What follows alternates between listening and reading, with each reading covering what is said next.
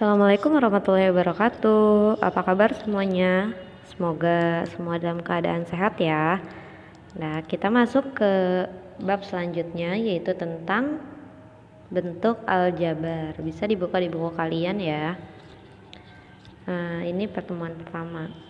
Materi hari ini yang akan kita bahas yaitu tentang yang pertama itu pengertian bentuk aljabar. Yang kedua ada unsur-unsur bentuk aljabar. Yang ketiga itu ada suku sejenis dan suku tak sejenis. Nah, sekarang kita masuk ke yang pertama. Materi yang pertama itu pengertian bentuk aljabar. Pengertian bentuk aljabar itu apa sih? Aljabar itu apa sih? Ada yang sudah pernah dengar? Kalau ada yang sudah pernah dengar ya kita akan bahas lebih lanjut ya. Kalau ada yang belum pernah dengar, ini dia. Nah, ini bentuk aljabar adalah suatu kalimat matematika yang melibatkan simbol-simbol atau variabel untuk mewakili bilangan yang belum diketahui. Nah, contohnya seperti apa nih? Coba kita lihat. Perhatikan ilustrasi berikut. Di sini ada percakapan antara Pak Erik dan Pak Thohir. Suatu ketika terjadi percakapan antara Pak Erik dan Pak Thohir. Mereka berdua baru saja membeli buku di suatu toko grosir. Pak Erik bilang, "Pak Thohir, kelihatannya beli buku tulis banyak sekali." Pak Thohir jawab, "Iya Pak, ini pesanan dari sekolah saya. Saya beli 2 kardus dan 3 buku. Pak Erik beli apa aja?" Terus Pak Erik jawab, "Saya hanya beli 5 buku Pak. Buku ini untuk anak saya yang kelas 7 SMP. Nah, bagaimana masalah di atas jika dituliskan dalam bentuk model matematika? Ada yang bisa menuliskannya?" Berarti kan yang kita tahu itu Pak Erik membeli buku 2 kardus Pak Thohir membeli buku 2 kardus dan 3 buku. Nah, kalau Pak Erik hanya membeli 5 buku saja. Nah, 2 kardus ini kan isinya buku juga. Nah, kalau 2 kardus kita nggak tahu isi di dalam bukunya ada berapa, seperti itu kan. Jadi yang pertama kita lakukan adalah memisalkan buku di dalam kardus itu sebagai suatu peubah atau bisa kita simbolkan dengan X. Ini bisa aja kita simbolkan dengan yang lain, tapi ibu menyimbolkannya dengan X di sini. Nah, kalau misalkan buku di dalam kardus itu kita simbolkan X, maka seperti ini jadinya. Pak Thohir itu membeli 2 kardus dan 3 buku. Nah, Pak Erik itu membeli 5 buku. Maka bentuk model matematikanya jadinya seperti ini.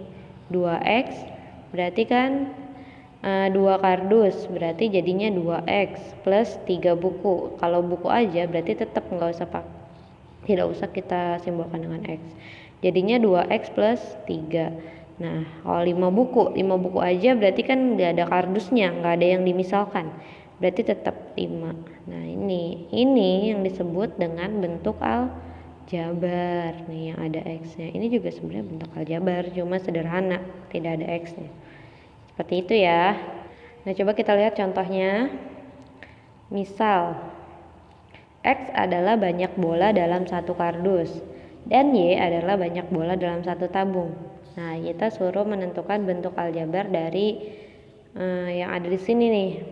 Berarti kan kalau X dalam satu kardus dan Y dalam satu tabung. Nah, kalau yang bola aja berarti kan tetap ya bentuk aljabarnya. Berarti berapa ini bolanya, ada berapa? 2. Terus ya nggak apa-apa gitu. Terus 1 kotak bola, berarti 1 kardus bola kita misalkan dengan X, berarti X. 1X itu kita tulis X aja. Nah, terus ini ada 2 kotak bola, berarti 2X. Nah, ini ada 2 kotak bola dan 4 bola, berarti 2 kotak bola ini kita jadikan 2X tambah 4 bola, berarti plus 4. Terus yang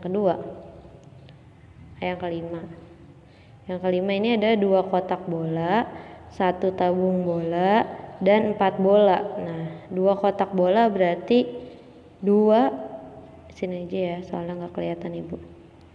Ini jadinya 2X tambah Satu tabung bola berarti 1Y, atau kita tulis Y aja, nggak usah ada satunya. Kalau ada satunya, kalau di depannya itu 1, kita tulis cukup variabelnya saja atau hurufnya aja. Nah, 4 bola berarti plus 4. Nah, yang keenam ini ada 2 kotak bola, 3 tabung bola, ini 1 tabung. Terus 6 bola, berarti 2 kotak bola 2x. Maaf. 2x tambah 3 tabung bola berarti 3y tambah kenapa jelek banget, maaf 2 kotak bola. Sekarang yang keenam itu ada 2 kotak bola, 3 tabung bola, dan 6 bola. 2 kotak bola berarti 2x tambah 3 tabung bola 3y tambah 6 bola berarti plus 6. Yang terakhir ini ada 3 kotak bola berarti 3x tambah 4 tabung bola berarti 4y tambah berapa bola nih? 8 bola berarti 8. Berarti keterangannya 3 kotak terus 4 tabung dan 8 bola. Bisa ya? Nah, kalau tadi pengertian bentuk aljabar, nah sekarang kita akan cari tahu nih gimana sih itu bentuk aljabar tuh, kok seperti itu gitu, kok ada x-nya, itu apa sih gitu. Nah, sekarang akan kita bahas. Nah, contohnya di sini ada 5x, artinya kalau 5x itu artinya sama aja kayak 5 dikali x. Nah, kalau 3a plus 7 sama aja artinya 3 dikali a plus 7. Terus di sini ada lagi 2m pangkat 2 min 3n, berarti artinya 2 dikali m pangkat 2 dikurang 3 dikali n. Jadi kalau 2a berarti artinya 2 dikali a. 2 dikali a. Kalau 3x berarti artinya 3 dikali x. Seperti itu ya. Seperti ini. Nah, sekarang kita pelajarin. Nah, ini kan namanya, kalau yang ini tadi, ini tuh namanya suku nih. Ini suku, ini suku, ini suku, ini suku. Nah, di dalam bentuk aljabar ada yang namanya suku tunggal, suku dua, suku tiga, dan suku banyak. Kalau suku tunggal, kita berarti di sini cuma ada satu aja, nggak ada tanda pemisah plus atau minusnya. Nah, ini berarti satu nih suku tunggal namanya, atau monomial. Nah, kalau ini ada berapa? Ada dua, yaitu ini nih 6x dengan 3 dipisahkan dengan tanda plus. Berarti dia ada dua suku, 1, 2. Nah, namanya suku 2 atau binomial. Nah, yang ketiga ini ada 3 suku, ini x kuadrat harusnya. X kuadrat plus min 8x plus 1, itu namanya jadi suku 3 atau trinomial. Dan yang keempat ini ada berapa suku? Ini harusnya x pangkat 3 plus 5x pangkat 2 ya. Ini x pangkat 3 plus 5x pangkat 2. Berarti ada 4, 1, 2, 3, 4. Nah, berarti kalau lebih dari 3 namanya itu suku banyak atau polinomial. Terus ada lagi unsur-unsur bentuk aljabar. Nah, coba kita lihat. Nah, misalkan diketahui bentuk aljabar 2x plus 4. Kayak tadi yang sudah Ibu bilang, berarti 2x itu merupakan satu suku dan 4 itu merupakan satu suku. Jadi suku itu artinya apa? Ini. Suku adalah bagian dari bentuk aljabar yang dipisahkan oleh tanda plus atau minus, atau tanda penjumlahan atau tanda pengurangan. Seperti ini contohnya. Berarti kan 2x ini dipisahkan dengan 4 dengan menggunakan tanda plus. Berarti ini satu suku kayak gitu. Nah, yang kedua ada 2x plus 4 juga.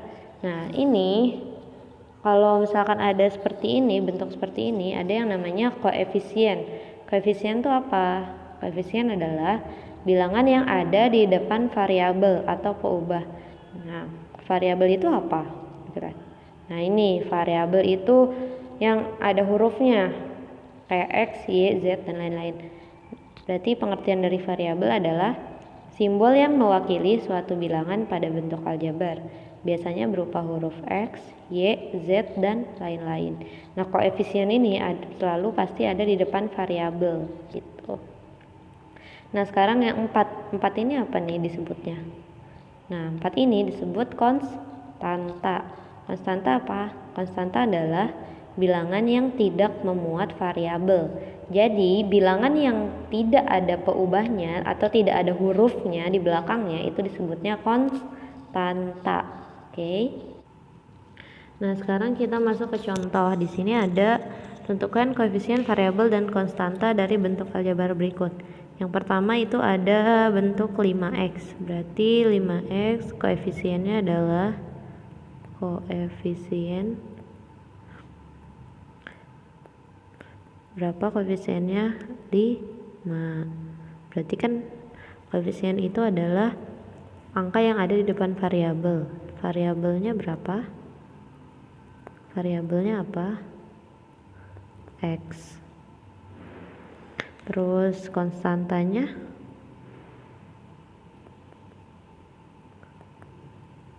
itu tidak ada ya, atau 0.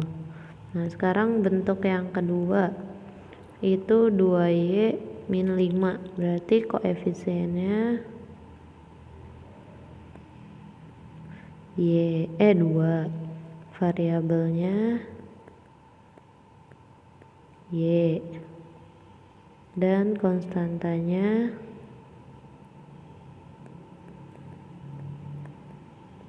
adalah min 5.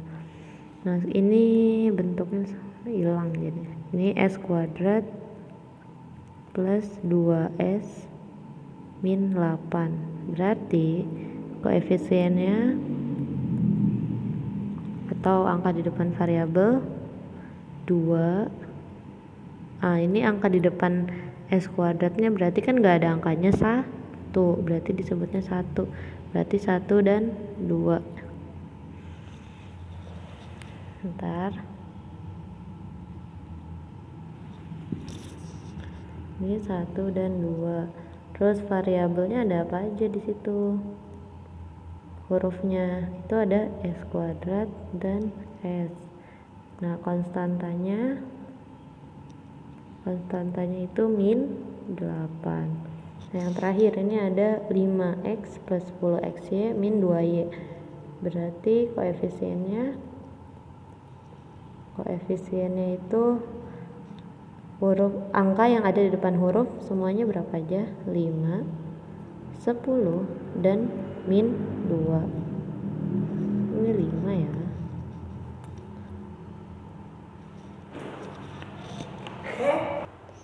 Dan min 2. Terus variabelnya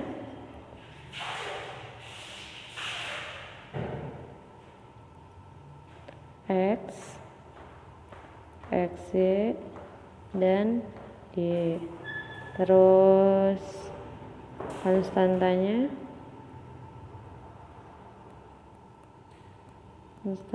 berarti kan nggak ada huruf yang nggak ada variabelnya kan, berarti 0. Oke, selanjutnya ada tentang suku sejenis dan tak sejenis. Kayak tadi kan kita udah pelajarin suku ada suku ya, ada suku 1, suku 2, suku 3, dan polinom. Nah, sekarang ada juga suku sejenis dan suku tak sejenis. Maksudnya apa? Nah, suku sejenis itu di sini adalah pengertiannya suku yang memiliki variabel dan pangkat dari masing-masing variabelnya sama. Contohnya yaitu 5x dan 2x, atau di sini ada 2x kuadrat. Ini tuh harusnya kuadrat. 2x kuadrat dengan 5x kuadrat. Nah, pokoknya variabelnya sama nih, kalau dia X ya berarti dia X juga, kalau dia X kuadrat berarti dia X kuadrat. Variabelnya itu namanya suku sejenis. Bisa juga misalkan berapa 5Y pangkat 3 bisa dengan 10Y pangkat 3 bisa juga XY dengan 5XY. pokoknya yang memuat variabel yang sama nih. Variabelnya kalau Y pangkat 3 berarti dia Y pangkat 3 juga, itu namanya suku sejenis. Kalau variabelnya XY berarti ini XY juga, berarti ini sejenis gitu. Nah, ada lagi suku tak sejenis. Suku tak sejenis itu adalah suku yang memiliki variabel dan pangkat dari masing-masing variabel ya berbeda. Kalau sejenis tadi sama, kalau yang tak sejenis berarti berbeda. Ini contohnya 5X dan 2X kuadrat. Ini maaf ya, hilang kuadratnya. Ini X kuadrat dengan 2X contohnya. Kayak gini. Ini berarti suku tak sejenis. Bisa juga misalkan 2Y dengan 4X. Nah, ini kan beda ya variabelnya. Nah, ini namanya suku tak sejenis. Terus bisa juga Y pangkat 5 dengan Y pangkat 3. Nah, ini beda nih pangkatnya. Pangkat 5 dengan pangkat 3. Berarti ini disebutnya suku tak sejenis gitu. Paham ya? Ya udah, sampai di sini saja pertemuan hari ini. Kalau ada yang tidak paham, tolong langsung tanyakan ke ibu. Bisa di chat ya, di WA. Udah. Terima kasih sudah menyimak. Mohon maaf apabila ada salah-salah kata. Kurang lebihnya juga ibu mohon maaf. Wassalamualaikum warahmatullahi wabarakatuh.